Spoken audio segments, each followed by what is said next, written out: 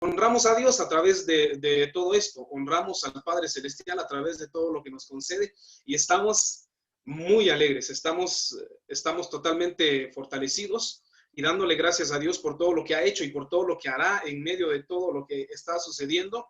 Creemos que Dios sigue gobernando, creemos que Dios es soberano y que Él puede socorrernos. Les saluda a su servidor Cristian Alonso, a todos los hermanos que nos están acompañando desde este momento.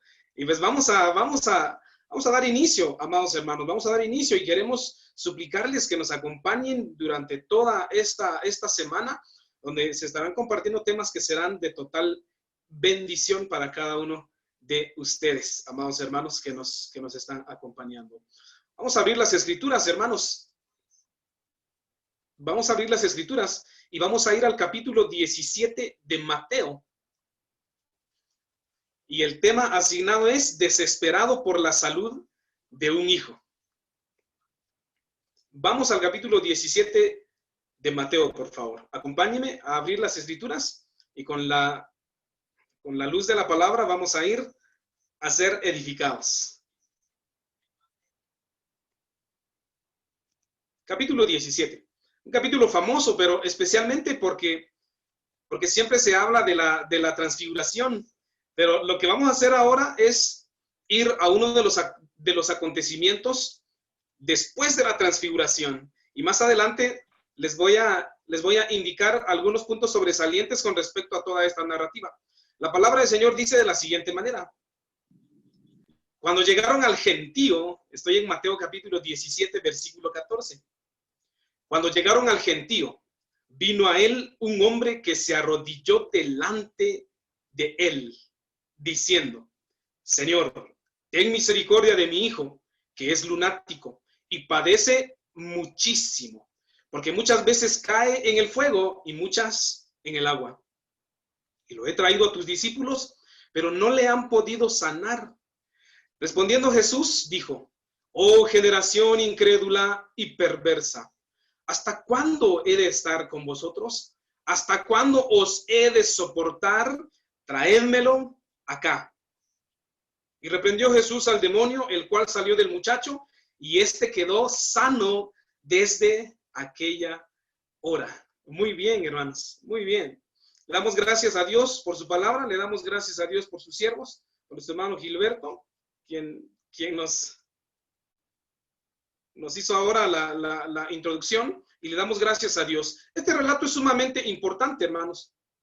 Este relato es totalmente interesante, porque encontramos aquí, de acuerdo al verso 14, que el Señor Jesucristo venía descendiendo del monte.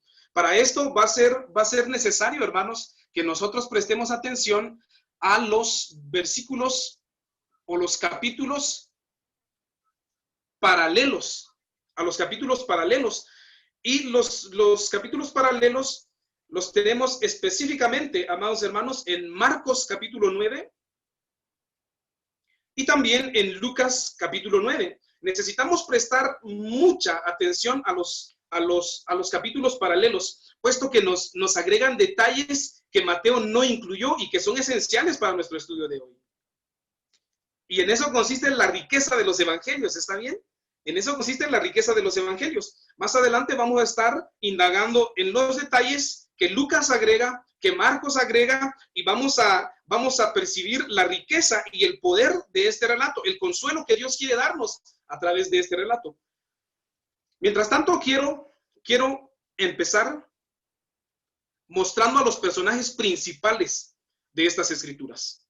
En primer lugar, el Señor Jesucristo, el Maestro, el Hijo de Dios, aquel que dejó su lugar glorioso para morar en esta tierra y que luego de haber experimentado lo que en las Escrituras es uno de los relatos asombrosos, maravilloso totalmente, que nosotros hemos conocido como la transfiguración. Luego de ese acontecimiento, el Señor Jesucristo regresa, se encuentra con sus discípulos, de acuerdo a Marcos capítulo 9, verso 14, él desciende, ¿sí? Se encuentra con el resto de sus discípulos. Por lo tanto, tenemos también a los discípulos como personajes importantes en este relato, a los discípulos, al Señor Jesucristo, el Hijo de Dios, y luego a los discípulos.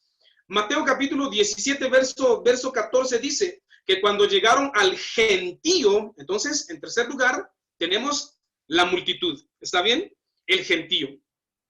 Y luego, la palabra del Señor dice de la siguiente manera, en el mismo verso 14 de Mateo capítulo 17, vino a él un hombre que se arrodilló delante de él, diciendo, es interesante, hermano. El Señor Jesucristo, de hecho, casi siempre estaba acompañado por multitudes, ¿está bien?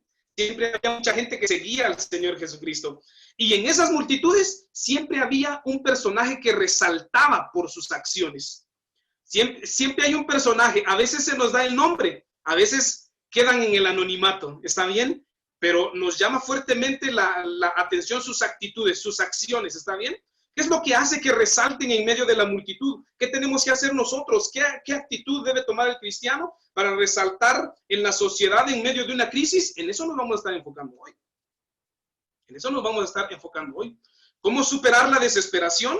¿Cómo superar la depresión? ¿Qué hace Dios con un corazón desesperado? ¿Cómo trata Dios un corazón desesperado? Los predicadores muchas veces no sabemos qué hacer. Los predicadores muchas veces nos desesperamos nosotros mismos. Pero el Señor Jesucristo no. Conforme vayamos abordando los puntos en Mateo capítulo 17 y versículo 14, nos vamos a dar cuenta de cómo los discípulos fallaron en hacer la obra. ¿Está bien? ¿Por qué sucede eso? ¿Quién te espera cuando el ministro ya no puede ayudarte?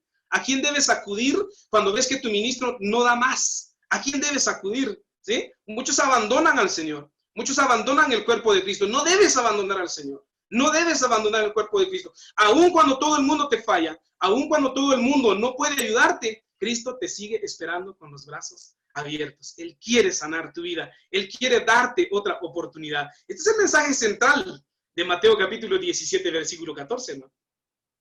En pocas palabras, esa es la esencia de Mateo capítulo 17, desde el verso 14 hasta el verso 21. Es la esencia, hermanos. Y es maravilloso.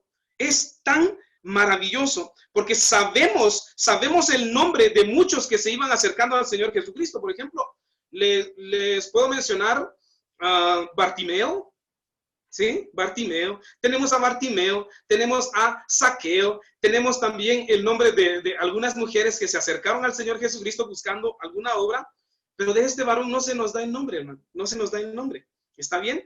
Pero es uno de los personajes principales. Por lo tanto, los personajes principales son 4. El Señor Jesucristo, el Maestro, los discípulos, gente que estaba en preparación, recordemos eso, gente que estaba en preparación. Al monte solamente subieron con el Señor Jesucristo, de acuerdo a los primeros versos del capítulo 17, solamente subieron 3. ¿Está bien? Pedro y los 2 hijos de Zebedeo, es decir, Jacobo y Juan, solamente ellos 3 subieron al monte con el Señor Jesucristo. Cuando el Señor Jesucristo baja, se encuentra con el resto de los discípulos. Y es interesante, amados hermanos, porque de acuerdo a otro de los evangelios, la palabra del Señor dice, en el verso 14, Marcos 9:14, cuando llegó a donde estaban los discípulos, vio una gran multitud alrededor de ellos. Los discípulos estaban en serios problemas, hermanos. Note eso, por favor. Note eso. Y escribas que disputaban con ellos.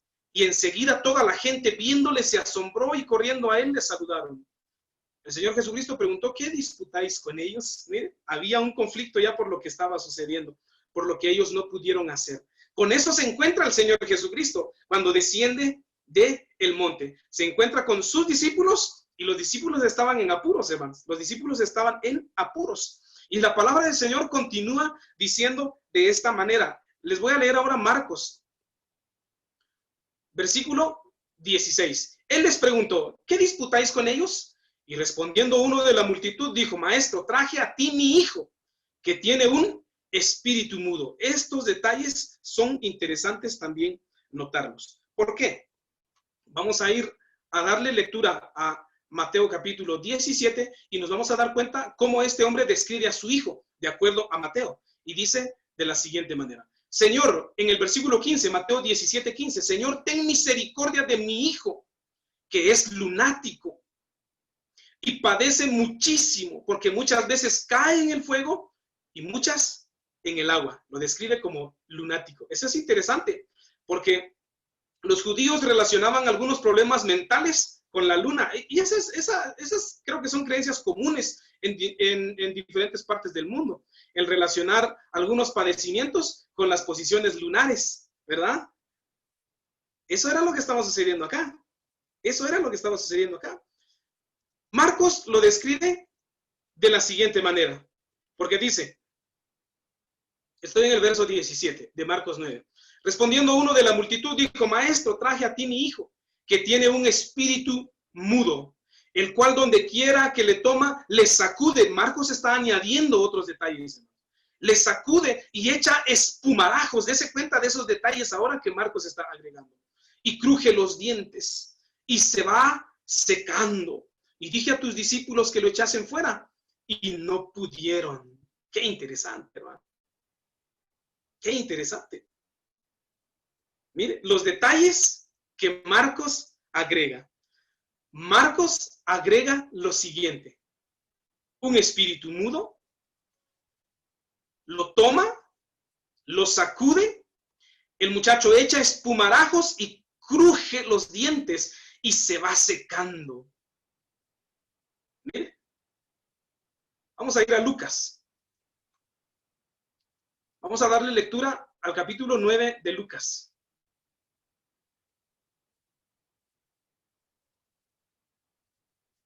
Vamos a ir a Lucas capítulo 9, versículo 38. Vamos a leer desde el 37. Lucas 9, 37. Así. Dice de la siguiente manera. Al día siguiente, oiga esto, Lucas agrega otro detalle que es totalmente interesante. Porque Lucas dice que el Señor Jesucristo prácticamente con sus discípulos pasó toda la noche en el monte. Está bien, después de la experiencia de la transfiguración. Y al día siguiente, cuando descendieron del monte, una gran multitud le salió al encuentro. Y aquí un hombre de la multitud clamó diciendo, maestro, te ruego que veas a mi hijo.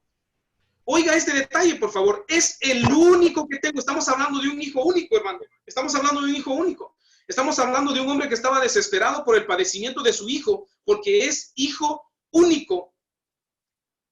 Este detalle es muy importante tomarlo en cuenta. ¿Está bien? Es mi hijo único.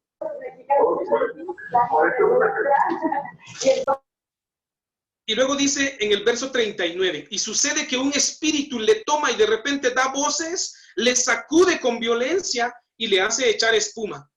Y estropeándole a duras penas, se aparta de él. Detalles totalmente importantes que los otros evangelistas agregan a este relato. Ya tenemos muchos más detalles con respecto al padecimiento. Y es por eso, de acuerdo a Marcos capítulo 9, la mayoría de los comentaristas están de acuerdo en que el padecimiento de este muchacho era epilepsia. Si usted ha conocido a algún muchacho con epilepsia, si usted conoce a alguna persona que padece de ataques epilépticos, usted se va a dar cuenta que esté donde esté, él cae al suelo. Es interesante el detalle que Marcos agrega, porque de acuerdo con Mateo también, este muchacho cae al agua a veces y a veces en el fuego. ¿Está bien? Y otra vez, le digo, si usted conoce a alguien que padece de estos ataques, usted va a entender, usted va a comprender mucho más fácil lo que este padre estaba indicándole al Señor Jesucristo. Era un padecimiento sobre el cual el muchacho no tenía el control. Le toma. Es por eso que Marcos y Lucas dicen le toma. ¿Está bien? No tiene el control sobre esa enfermedad. No tiene el control sobre esos ataques. Los detalles que da Marcos son sumamente importantes, porque dice que echaba espuma, ¿sí?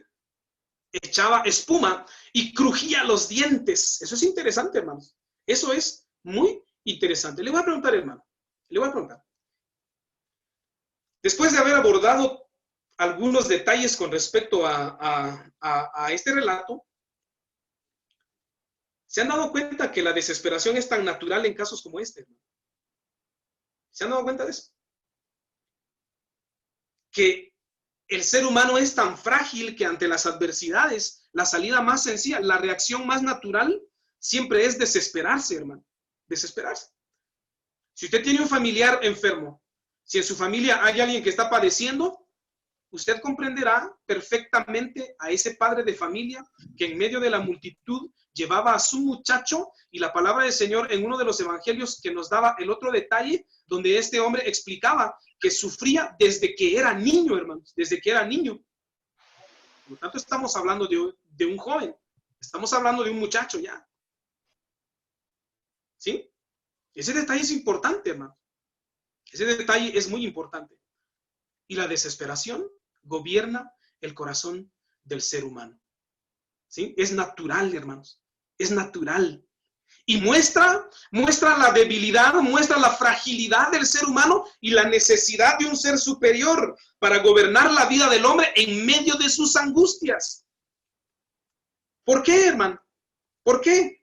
Porque realmente cuando nosotros hablamos de la desesperación, nosotros nos vamos a dar cuenta de la realidad de este sentimiento, de esa condición del ánimo. La desesperación es una condición del ánimo, ¿está bien? La pérdida de las esperanzas, la pérdida de la paz, la pérdida de la tranquilidad. Ya no puedes pensar tranquilamente porque estás turbado, estás desesperado. Y quiero que lea conmigo Proverbios capítulo 18, versículo 14.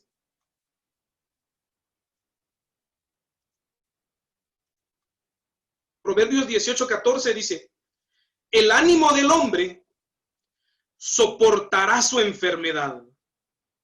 Eso es importante, hermano. ¿Sí? Usted puede estar enfermo y todo, pero cuando usted está animado, usted sigue adelante, hermano. Usted se levanta. Es increíble cómo eso se manifiesta mucho en las mujeres. ¿Está bien? En las hermanas. Aún con sus dolencias, aún con sus padecimientos, tienen que levantarse, se levantan con ánimo, preparan todo, están trabajando diariamente ahí en casa como si no estuvieran padeciendo, pero realmente el ánimo del hombre soporta su enfermedad. Pero lea conmigo la otra parte de Proverbios 18, 14, porque dice: mas ¿quién soportará el ánimo angustiado? ¿Se da cuenta de eso, hermano? ¿Se da cuenta de lo difícil que es tratar con un corazón desesperado? De lo difícil que es tratar con un corazón deprimido, angustiado, hermano. Es interesante, ¿por qué? Le voy a leer algunas versiones. Dice la Biblia en lenguaje actual: el ánimo del hombre soporta. Ok. Biblia en lenguaje actual. Lo que mantiene al hombre en su enfermedad es su espíritu, dice, su ánimo. Pero ¿cómo levantar a un espíritu deprimido? ¿Se ha dado cuenta de lo importante que es mantener la calma en medio de la crisis, hermano? Notamos la importancia de mantener la calma, de no perder la esperanza, de no perder el ánimo en medio de las enfermedades, en medio de la angustia, hermano. ¿Cómo percibimos las palabras del apóstol Pablo cuando él dijo: no importa que el cuerpo se esté destruyendo, ¿sí? El interior, no obstante, se renueva de día en día, pero no hemos comprendido la profundidad de las palabras de Pablo. Cómo él logró superar la desesperación ante la destrucción del cuerpo y mantener la mira hacia arriba. Pablo comprendió la importancia de mantener el ánimo en medio de las adversidades. No te desesperes, hermano. No te desesperes, hermano. Factor común. Primer punto, factor común en estos días a nivel mundial. Todos los países del primer mundo, países tercermundistas también, ¿sí?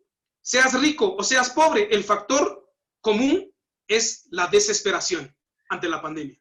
Fue la desesperación. Ese fue el factor común. Mire, por todo el mundo la gente desesperada. La gente desesperada por hacer sus compras. Imagínense, hermano, por todos lados, cuando toda esta crisis comenzó, los supermercados totalmente vacíos. Largas filas, la gente desesperada. ¿Sí? Aquí en Guatemala, hermanos, increíble. En una tarde, Los supermercados en Quetzaltenango, la segunda ciudad más importante aquí en Guatemala, quedaron totalmente vacíos. ¿Sí? La gente empezó a acaparar las provisiones en casa. Eso es desesperación, hermano. Mire, el alza en los precios, hermano. El alza en los precios de los productos de la canasta básica, que generalmente siempre son alzas injustificadas. Desespera al ser humano saber cómo la gente se aprovecha de esta crisis y le suben al precio de los productos de la canasta básica. Y te das cuenta que estás pagando mucho más. Cuando en estos tiempos lo que necesitamos hacer es ayudarnos entre nosotros. Pero mire, todo eso llena de desesperación el corazón del ser humano. Hermanos, aquí en el centro de Tacaná, donde nosotros trabajamos, los días domingo es una belleza, hermano.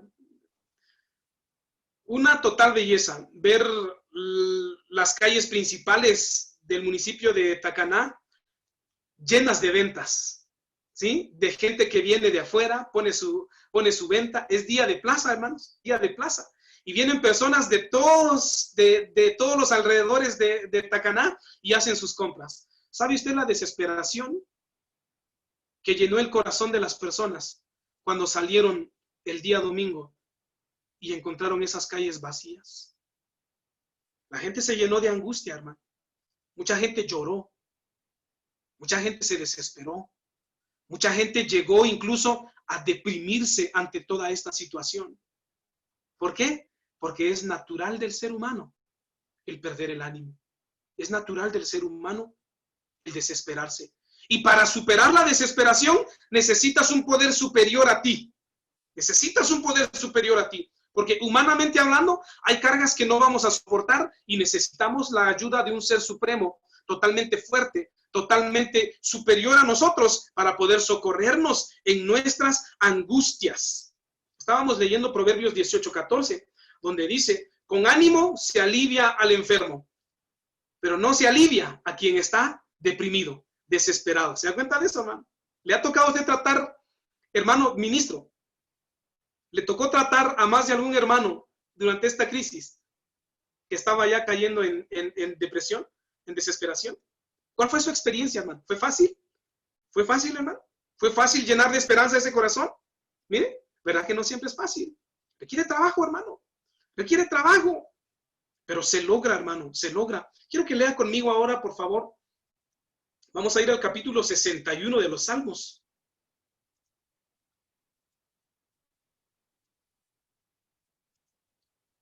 El capítulo 61 de los Salmos. Dice de la siguiente manera. Verso 1. Oye, oh Dios, mi clamor.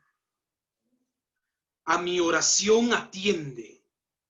Oiga, esta parte, por favor. Esta parte, prestemos mucha atención a esta parte. Desde el cabo de la tierra. ¿Qué andaba haciendo ese hombre en el cabo de la tierra? Desde el cabo de la tierra clamaré a ti. Cuando mi corazón desmayare. Llévame a la roca que es más alta que yo. Esto es importante, hermano. ¿En qué lugar se encontraba este varón, hermanos? ¿Cuál era la condición emocional de ese hombre? ¿Qué estaba experimentando para escribir de esta manera, hermano? Siempre me gusta hacer algunas comparaciones con algunos versos. Y ahora dice, le voy a leer la Biblia al día. Desde los confines de la tierra. ¿Hasta dónde se encontraba este hombre, hermano? ¿Sentía él que tenía salida? ¿Sentía él que tenía todavía opciones o estaba desesperado? Este hombre dice, Señor, te estoy clamando desde el último rincón de la tierra. He buscado opciones por aquí, he buscado ayuda por acá y ¿sabes qué, Señor? No he encontrado ayuda, Padre. Y yo clamo a ti, Señor. Y estoy clamando desde los confines de la tierra, te invoco, Señor. Mi corazón desfallece, dice la Biblia al día. Llévame a una roca donde yo esté a salvo, dice. ¿Se da cuenta de la necesidad que el ser humano tiene de un poder superior para superar sus angustias emocionales? ¿Se da cuenta de la necesidad que el ser humano tiene de alguien superior a él para lograr salir de ese calabozo, de ese hoyo, de ese infierno que se llama desesperación? El salmista dice, necesito una roca Llévame a la roca, Señor, que es más alta que yo. Esto es importantísimo, hermano. Esto es importantísimo. Porque el salmista nos está indicando algo similar a lo que sucedió con el varón en Mateo 17. Que había acudido primero a los discípulos, pero no recibió lo que él quería. ¿Sí? Quizá el salmista haya buscado apoyo en los suyos. Quizá el salmista también haya buscado aliento, ánimo en sus familiares cercanos. Y no lo encontró. Y él estaba consciente que necesitaba a alguien superior. Necesitaba a alguien totalmente superior. ¿Quién no se ha sentido sin salida, hermanos? ¿Quién no se ha sentido desesperado? Seguramente a todos nos ha tocado. Nos hemos sentido sin opciones. Perdemos la paciencia, perdemos la tranquilidad, porque consideramos un mal irreparable o porque simple y sencillamente somos impotentes ante lo que está sucediendo y no podemos hacer nada ante tal situación. ¿Se recuerda? Le voy a citar ahora algunos ejemplos bíblicos con respecto a lo natural que es para el ser humano desesperarse ante las adversidades. En primer lugar, David, al morir su hijo Absalón. ¿Está bien? David, al morir su hijo Absalón. Las palabras que él expresa reflejan su angustia, su desesperación. ¿Está bien? La angustia de la viuda que atendió a Elías. Usted recordará muy bien ese relato. ¿Sí? La angustia de esa mujer cuando perdió a su hijo, después de haber ayudado al hombre de Dios. La desesperación de Marta ante la muerte de su hermano Lázaro. Recordemos ese relato, hermanos, allá en Juan capítulo 11, versículo 21, cuando llega ella a encontrarse con el Señor y le dice, Señor, si tú hubieras llegado antes, si no te hubieras tardado, Señor, eso no hubiera sucedido. ¿Qué desesperación tenía en su interior? ¿Qué desesperación había en el corazón de Marta ante la muerte de su hermano? Y así podemos pensar, por ejemplo, en Ezequías desesperado por la enfermedad que le agobiaba y nos vamos a dar cuenta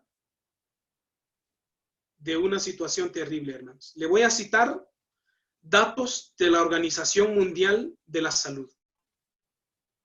Oiga esto, hermano. En los últimos 20 años, los suicidios por desesperación aumentaron de manera considerable en América Latina. Esto de acuerdo a los datos de la OMS, hermano. ¿Está bien?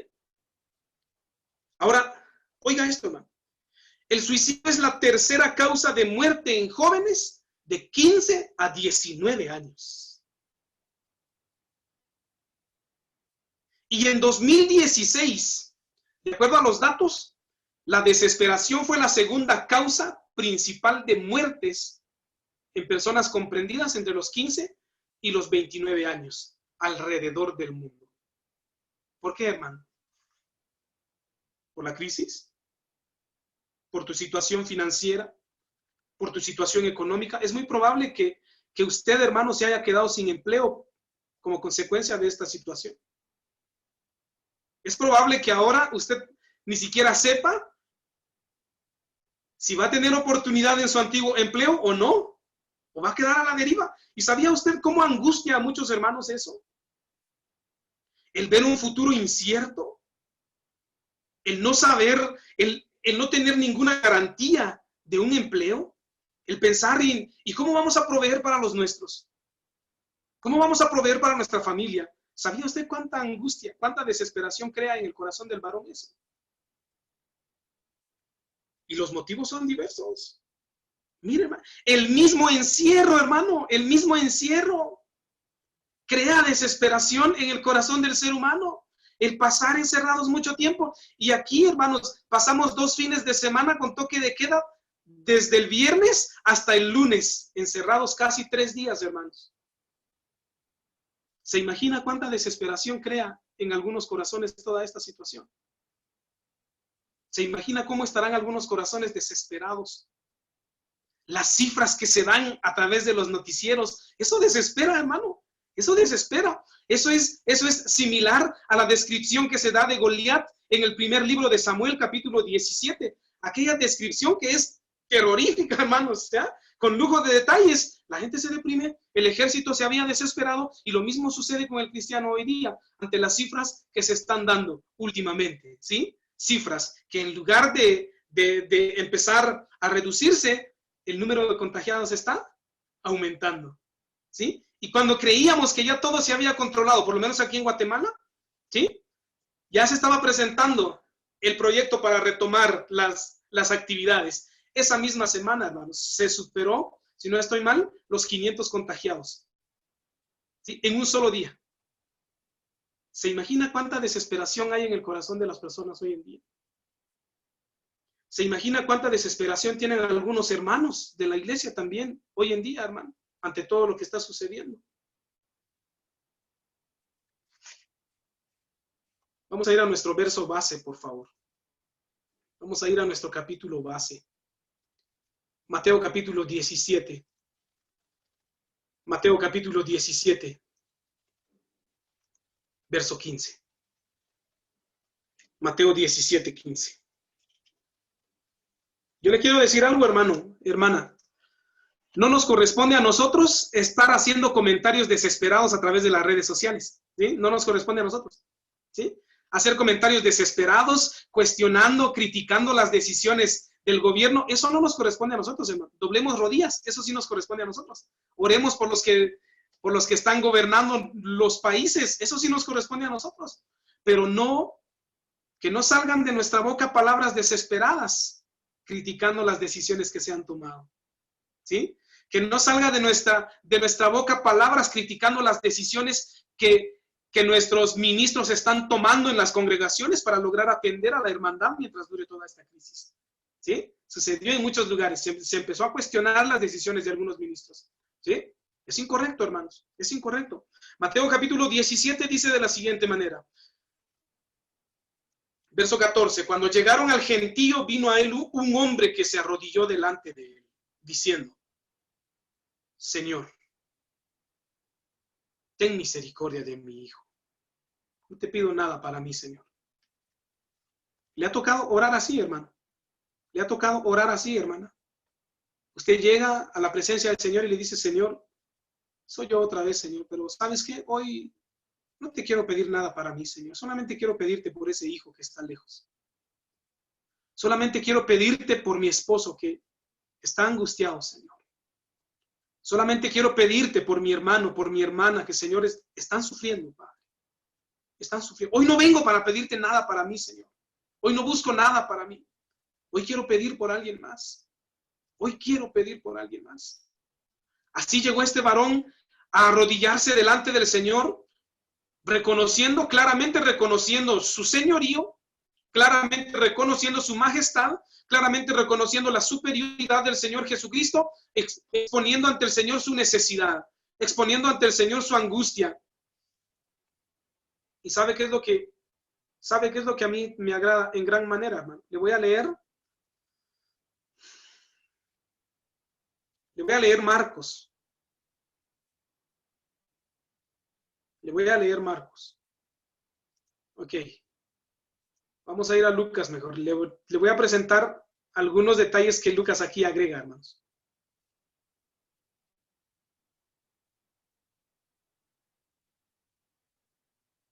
Ok. Dice de la siguiente manera. Estoy en Lucas capítulo 9, verso 38. Y he aquí, un hombre de la multitud clamó diciendo, Maestro, te ruego que veas a mi hijo. Te ruego que veas a mi hijo. Es el único que tengo. ¿Qué haría usted por un hijo único, hermano? ¿Qué haría usted por un hijo único? Es el único que tengo, Señor, y está angustiado.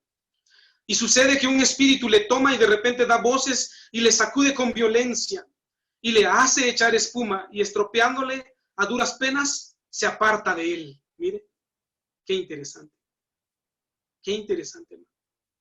Las palabras de este hombre desesperado por los padecimientos de su hijo y buscando ayuda de un ser superior a él, llamado Jesús, conocido como el Hijo de Dios. Despreciado en muchos lugares, despreciado por los suyos, el Maestro, pero listo para ayudar a los demás, pero listo para apoyar a todo aquel que estuviera necesitando algo de parte de Dios. Mire, Marcos 9:21 dice, Jesús preguntó al Padre, ¿cuánto tiempo hace que le sucede esto? Y él dijo, desde niño, Señor, desde niño. ¿Cuánto tiempo había transcurrido? Imagínese, hermano. ¿Cuánto sufrimiento cada vez que ves a tu hijo sufrir? Estás angustiado. ¿Te duele ver el sufrimiento de tus hijos? El dolor que sienten aquellas madres cuando un hijo se va.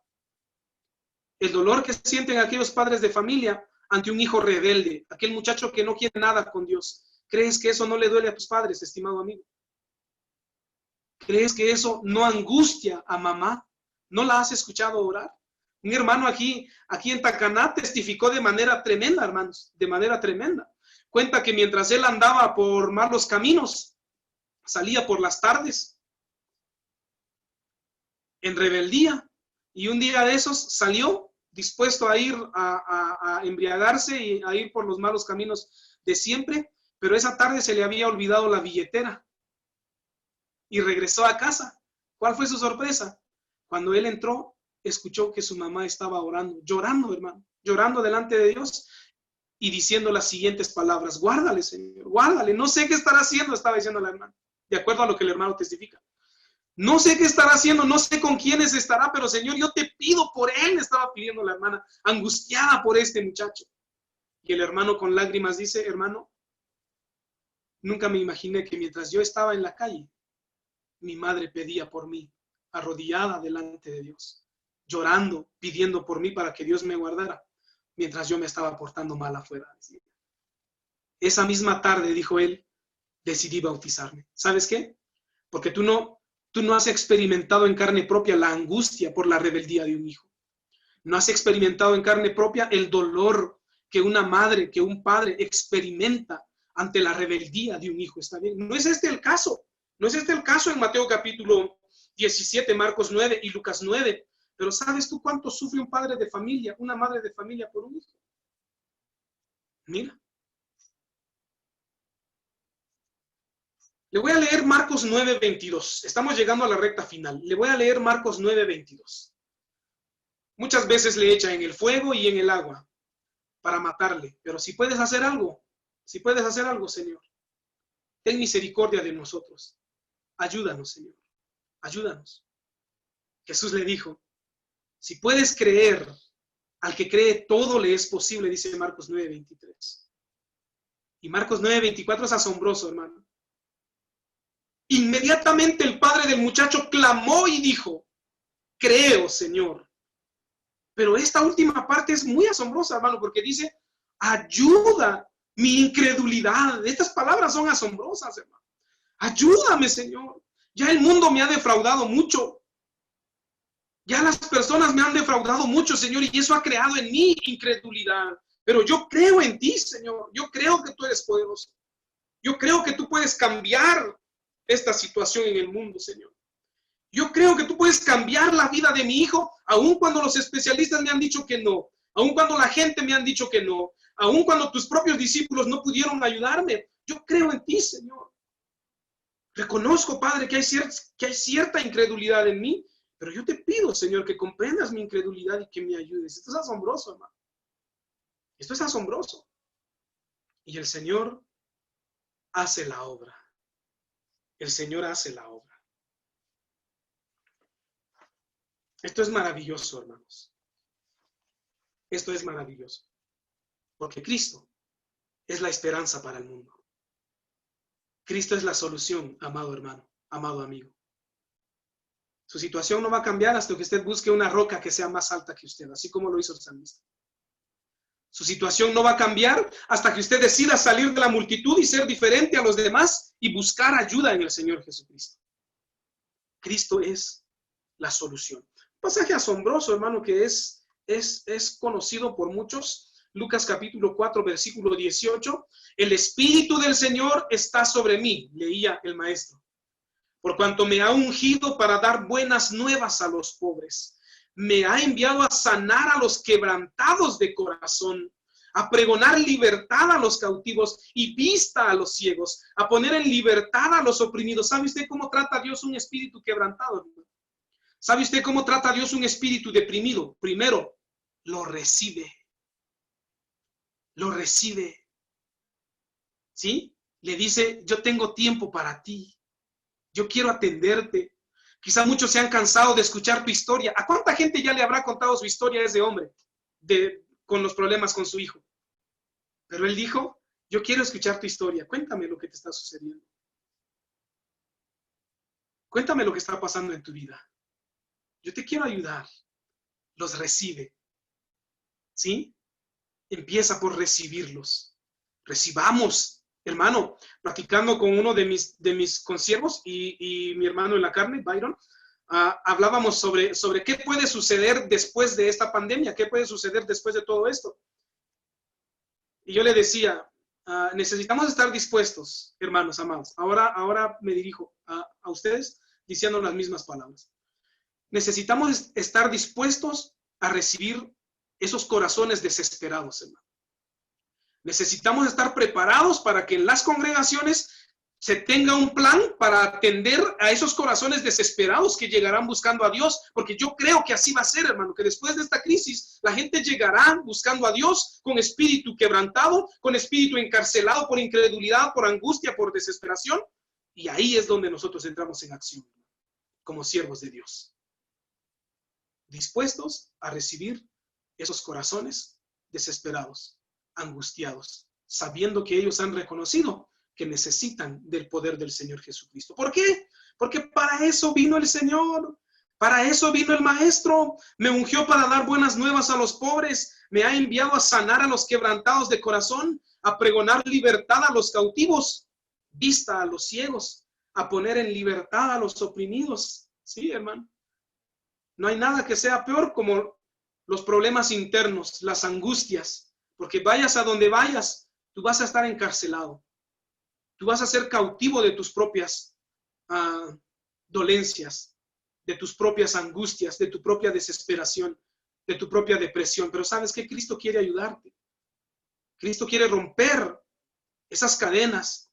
Cristo quiere abrir esa cárcel que te ha estado afligiendo desde hace mucho tiempo y darte libertad. Para eso vino el Maestro, para darte vida y para que la tengas en abundancia. Por lo tanto, pregonemos el Evangelio. Pregonemos vida. Mientras la gente afuera está muriendo, pregonemos vida, hermano, porque ese es el papel que ahora nos corresponde. Y ha sido asombroso, hermano, ha sido asombroso cómo Dios ha levantado hombres valientes, hombres fieles para motivar a la hermandad a través de las redes sociales. Es increíble, hermano. Si usted no quiere motivarse, si usted no quiere aprender, es porque simple y sencillamente no lo quiere hacer. Pero material, palabra viva, hermanos, abunda a través del internet. Porque Dios en su fidelidad, en su majestad, en su soberanía, Dios ha levantado hombres fieles que están transmitiendo palabras de ánimo a toda la hermandad. Porque no debemos bajar el ánimo, hermanos. No debemos bajar el ánimo. No debemos bajar la guardia. No, hermanos. No. En conclusión, amados hermanos, lo que leímos en Mateo es solamente una escena que se repite día tras día. La angustia del hombre, la desesperación del ser humano ante el sufrimiento, ante la pérdida de un ser querido, la disposición del Señor Jesucristo para ayudar, ¿sí? Cristo es la salida, Cristo es la esperanza. Busquémoslo de todo corazón, presentémosle nuestro caso. Él hará la obra, hermanos. Él hará la obra. Luego, vamos terminando, hermanos. Me llama fuertemente la atención que este varón se haya atrevido a pasar en medio de la multitud, llevando a su hijo con él. ¿Cómo lo llevaba? No lo sabemos. No lo sabemos, hermano. Pero estaba angustiado. ¿Te atreves a ser diferente? ¿Te atreves a marcar la diferencia entre toda la multitud, hermano? ¿Sí? ¿Has sido diferente ahí en tu barrio? ¿Has sido diferente en tu colonia, en tu estado? ¿Has sido diferente a la sociedad? ¿O te has angustiado de igual manera? ¿O has ofrecido esperanza? Mientras nosotros salíamos con mi esposa por las compras, nos encontrábamos con algunos amigos y algunas amigas que estaban angustiados, hermano. ¿Qué era lo que nos correspondía? Platicarles, motivarles, decirles que no se desesperen, que busquen a Dios, que se pongan a cuentas con Dios, porque cuando estás en Cristo, como se dice, y ya es una frase muy famosa, cuando estás en Cristo, no estás en crisis. ¿Está bien? Si estás en Cristo, no estarás en crisis. No habrá nada que se sobreponga a tu fe, porque no hay nada todavía, ni lo creado, ni lo alto, ni lo profundo, que pueda separarnos del amor de Dios, que es en Cristo Jesús. Amados hermanos, que la paz de Dios sea en su corazón y que podamos echar la red al agua, hermanos. Echar la red. Más de un alma tiene que llegar a los pies de Cristo a través de toda esta situación. Porque si por la enfermedad de un hijo este hombre llegó a reconocer a Jesús como su Señor, yo estoy seguro que a través de esta situación que se ha dado por todo el mundo, muchas almas llegarán a los pies del Señor y Salvador Jesucristo. Vamos a orar. Hemos llegado al final. Acompáñeme, por favor, a orar y démosle gracias a Dios. Señor, te damos gracias, Padre. Gracias, Señor, por tu palabra, que llega, Señor, a saciar nuestras necesidades. Y te damos la honra y la gloria, Señor. Porque en medio de todo esto, Padre, tú sigues gobernando, Señor, y tú has sido muy bueno. Gracias, Padre, por amarnos. Gracias por soportarnos. Y gracias también, Señor, porque tú conoces nuestras angustias. ¿Y quién mejor que tú, Maestro, quien estuviste en esta tierra y sufriste de manera semejante a nosotros? Con gran razón tu palabra enseña que tú nos comprendes. No solamente nos comprendes, te compadeces de nosotros, enseña tu palabra en Hebreos. Y te damos gracias porque tal sumo sacerdote tenemos, quien intercede por nosotros, alguien que puede compadecerse de nosotros. Te damos las gracias, Señor, y ponemos en tus manos a nuestros hermanos que están sufriendo, Señor, a través de esta enfermedad. Que la desesperación no gobierne la vida de ellos y que se encomienden en tus manos, Señor, para que tú seas glorificado a través de todo esto que está sucediendo a nivel mundial. Te damos la honra y la gloria por tus siervos que tú has levantado. Te damos la honra y la gloria por cada uno de los hermanos que está preparado, Señor, para esta semana, fortalecer a la hermandad a través de este medio, Señor. Que tú seas glorificado en todo y que tu mano poderosa siempre nos acompañe, Señor. Te damos las gracias y lo hacemos en el nombre de Jesús. Amén. Muchas gracias, hermanos. Los saludo desde Guatemala y voy a ceder el tiempo entonces al hermano a quien le corresponde la siguiente exposición. Saludos, hermanos.